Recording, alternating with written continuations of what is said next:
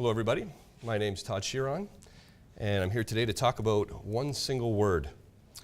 This word can stir numerous emotions in one person at any given time.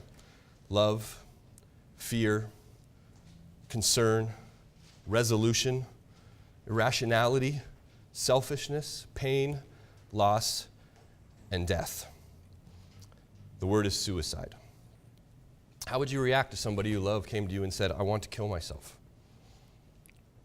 One of the first things people would think about is the shock of that loss. Why didn't they come to me? Could I have helped? What would I have even said to them to help them from committing suicide? And anybody, anywhere, at any time can become suicidal. We're all human. We all have those type of emotions.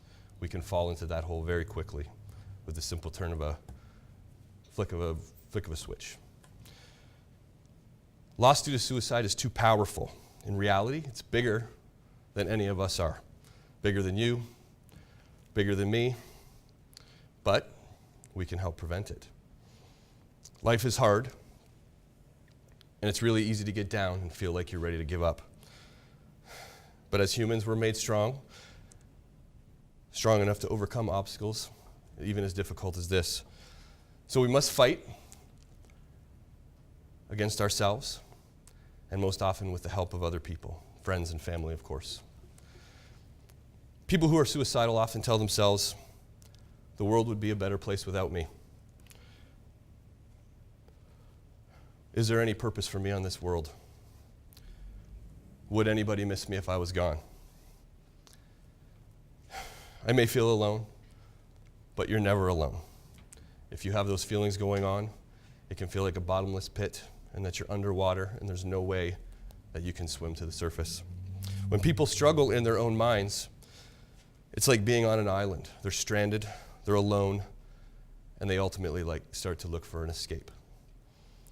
When people talk about their feelings, people would first react by thinking they're a little crazy. But they're not crazy. I, in fact, think you're crazy for thinking that. There is a myth of suicide. I'm doing my family a favor. The world would be better off without me. These are the things we continue to tell ourselves, and they help us to convince ourselves that this is the best solution to our problems. That myth, of course, is selfishness. Is it the most selfish act to commit suicide? In reality, I disagree. I feel that people are thinking the opposite when they're suicidal. This is the best thing for the others around me. It's not about being selfish. It's about mental illness. People who struggle with depression, insecurities, anxiety, panic disorder, bipolar disorder, drug abuse, most of these people have contemplated suicide at least one time in their life. Whatever the issue, they tend to feel that they cannot continue life and truly believe that they are doing everyone around them a favor. I did. 3 months before I started Clair College, I almost took my own life. And it was the most horrific period I've ever survived through. I didn't tell anybody what I wanted to do because it seemed like the best way and I wasn't to be convinced otherwise.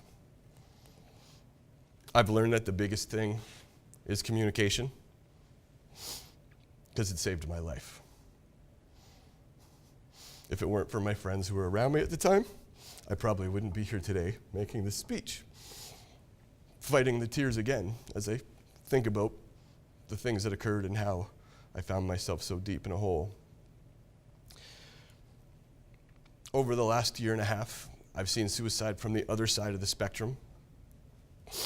My 80-year-old grandfather took his own life by filling his stomach full of pills and essentially going to sleep forever. And only a few months later, my 26-year-old nephew hung himself from a tree. They never said anything to anybody. We couldn't save them. It was too late. Nobody expected these deaths to occur. And again, they never said anything. Why? What's the problem here? Is it too much to bear? Is it too much for somebody else to hear? Something like that type of loss could send most men running for the razors. and put me back in a position of that kind of mindset, but it didn't. Instead, I've learned that it's probably my place now in life to help to prevent this from happening to other people and opening up the conversation, which I at one time thought, if it's mental illness and people believe that and that's the way they're going to look at it and it's not selfish, at one time I thought that was more of a reason for me to do it and get away with it. People would understand. I had wrong feelings, I had ill emotions, I was hurt, and life was going to end for me. There's nothing wrong with showing emotion, as I'm showing it up here today and fighting it. I think if anything, it shows the passion that's instilled in me now as I try to stimulate conversation about suicide with people and for people who have these mental illnesses. We all have to overcome barriers in our life, and we all can, but we must start the conversation today.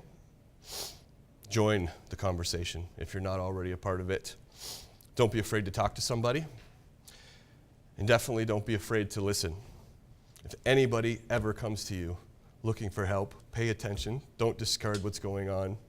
Don't turn away, because that might be the last chance you get to save their lives. Life is the most important gift and most amazing gift that we've been given. It's a gift of hope, and hope is real. Help is real. Your story is very important. Everybody's is. So don't be afraid to tell it. Please. You could possibly save a life, maybe even your own. Thank you.